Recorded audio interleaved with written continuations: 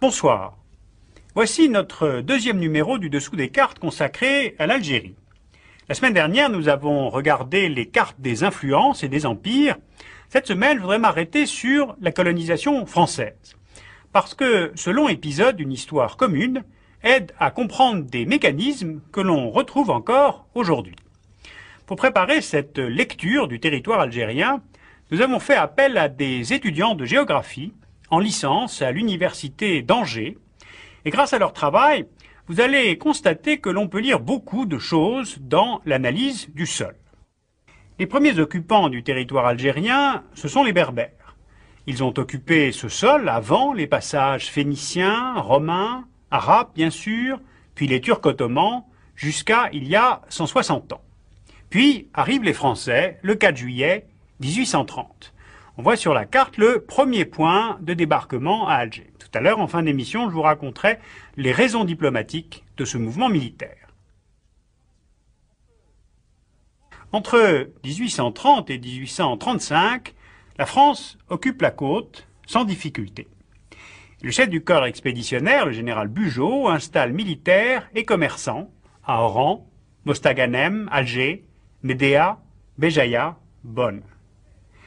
Face aux Français, installés donc principalement dans les ports, on trouve une résistance qui se fédère autour de l'émir des tribus arabes, Abdelkader.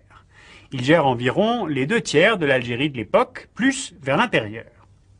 On va donc avoir pendant plusieurs années deux États qui évoluent comme parallèlement.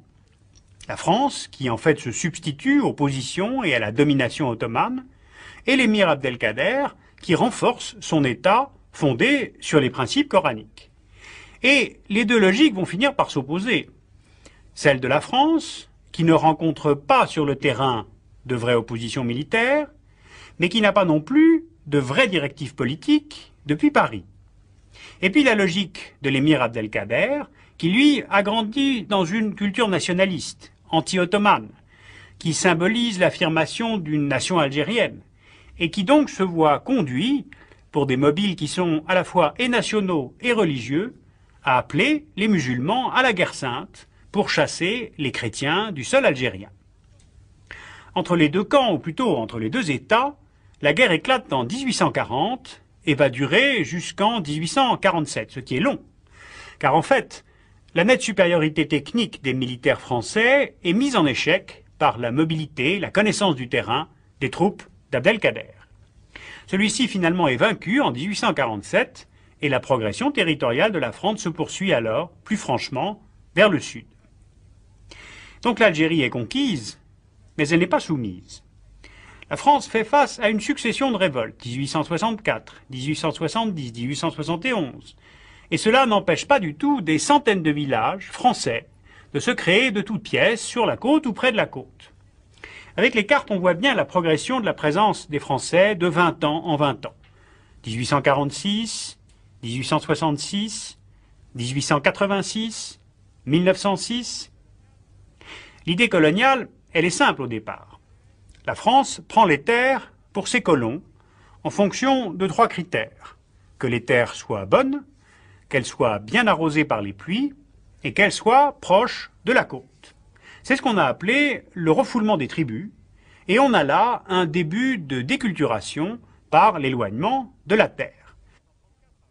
En 1934, par exemple, quand on regarde les statistiques de l'époque, on voit que les colons représentent 2% de la population en Algérie, alors qu'ils possèdent le quart des terres cultivées. Les terres incultes, les terres sèches ou sans propriétaire sont laissées aux indigènes, comme on les appelle à l'époque, et cela contraint souvent les populations arabes à s'insurger, on l'a vu, ou bien à partir pour la France. Et peu à peu, en fait, on va avoir 2 conceptions de l'économie, donc 2 conceptions du territoire qui vont s'opposer, l'une l'emportant très nettement sur l'autre. J'attire votre attention sur ce phénomène, car l'air de rien, c'est là où commence à s'écrire l'histoire des tensions, des conflits d'aujourd'hui. Car cette préemption des bonnes terres modifie l'organisation économique du pays et à terme modifie les mentalités à cause des schémas de développement que cela va induire. Les Algériens sont des paysans tournés vers la terre, qui pratiquent au XIXe siècle une agriculture traditionnelle, avec des cultures vivrières le long de la côte, expédiés vers l'intérieur du pays. Puis dans les hautes plaines, ils pratiquent l'élevage du mouton et la culture du blé. Les liens culturels et commerciaux sont dirigés vers le désert. On voit là les oasis dattières, les points d'escale, des caravanes. Le nomadisme est commercialement et culturellement important car les mouvements sont orientés vers le sud. Le pays est en relation avec le Sahara, c'est-à-dire avec l'Afrique. De l'autre côté, avec l'arrivée des colons français, se développe une agriculture de production le long de la côte, orientée vers les ports et destinée à l'exportation vers la France.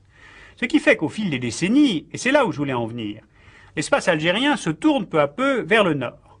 Car peu à peu, tout va en effet se concentrer sur le littoral, les ports, les routes, les commerces, les richesses.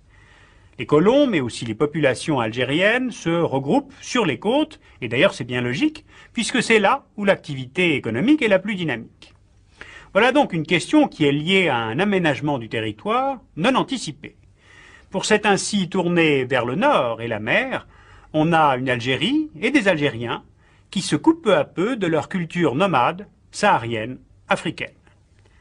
À cette réorganisation économique correspond une réorganisation administrative et une volonté politique. On voit sur cette carte les 3 départements que la France découpe en Algérie. À partir de 1881, cette Algérie départementalisée est intégrée à la France. Tout est géré par la capitale, Paris. L'Algérie, c'est donc bien la France, et d'importants efforts d'infrastructure et de modernisation de la production sont d'ailleurs réalisés par la métropole. Les villes grandissent, Oran, Constantine, Alger.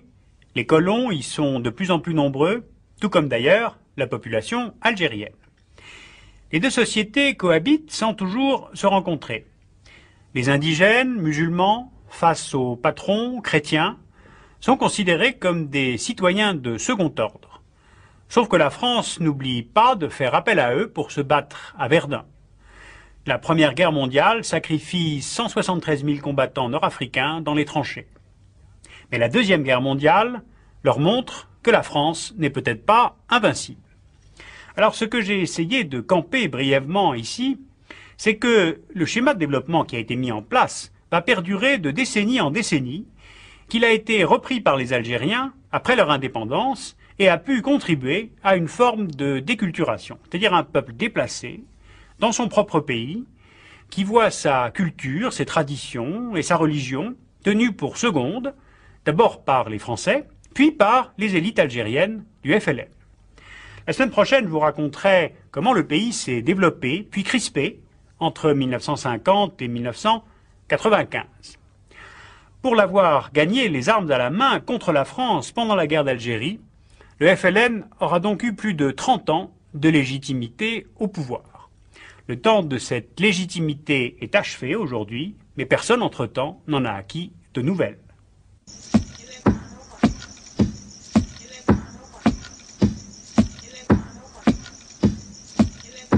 Pourquoi donc la France était-elle intervenue en Algérie? Eh bien à l'origine à cause de cet instrument-là.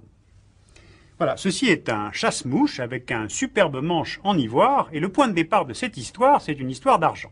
La France devait de l'argent à l'Algérie et faisait régulièrement la sourde oreille quand on lui demandait de rembourser.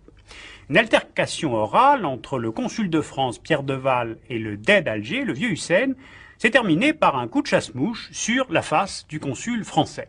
Alors pour laver l'affront, le gouvernement de Charles X décide du blocus puis de la prise d'Alger en juillet 1830. Voilà donc le point de départ de l'expédition d'Alger. En tout cas, ce qui est certain, c'est que la monarchie de Juillet n'a pas au départ de vision conquérante et encore moins coloniale. Alors si vous voulez retrouver cet épisode et l'histoire de cette colonisation française, je vous renvoie à ce livre, l'histoire de la France coloniale. C'est un collectif d'historiens qui l'a écrit et qui a été édité chez Armand Collin.